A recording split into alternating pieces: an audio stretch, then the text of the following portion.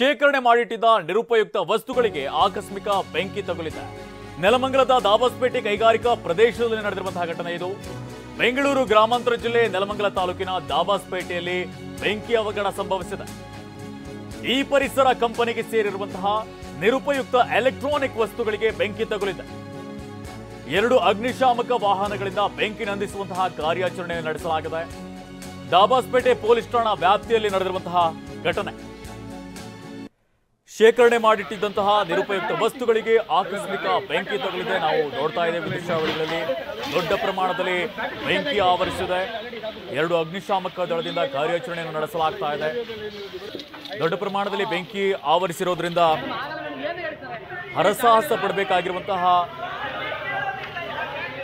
Situation ಬಂದಿದೆ ಅಲ್ಲೀಗ. ಅಲ್ಲಿ ನೆಲಮಂಗಲದ ದಾಬಸ್ಪೇಟೆ ಕೈಗಾರಿಕಾ ಪ್ರದೇಶದಲ್ಲಿ ನಿರುಪಯುಕ್ತ ಎಲೆಕ್ಟ್ರಾನಿಕ್ ವಸ್ತುಗಳನ್ನು ಅಲ್ಲಿ ಶೇಖರಣೆ ಮಾಡಿಡಲಾಗಿತ್ತು. ಆ ಒಂದು ಪ್ರದೇಶದಲ್ಲಿ ಬೆಂಕಿ ಕಾಣಿಸಿಕೊಂಡಿದೆ.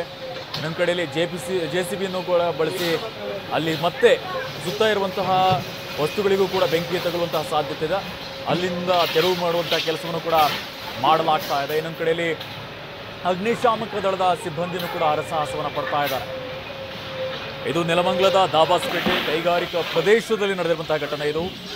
ಈ ಪರಿಸರ ಕಂಪನಿಗೆ ಸೇರಿರುವಂತಹ ಪ್ರದೇಶದಲ್ಲಿ ನಿರುಪಯುಕ್ತ ಎಲೆಕ್ಟ್ರಾನಿಕ್ ವಸ್ತುಗಳನ್ನು ಸಂಗ್ರಹಿಸಿಡಲಾಗಿತ್ತು.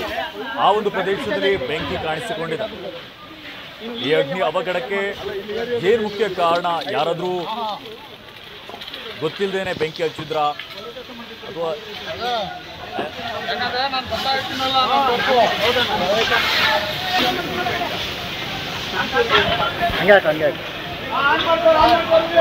ತುಮಕೂರು ಫೋನ್ ಮಾಡಿದ್ದೀನಿ.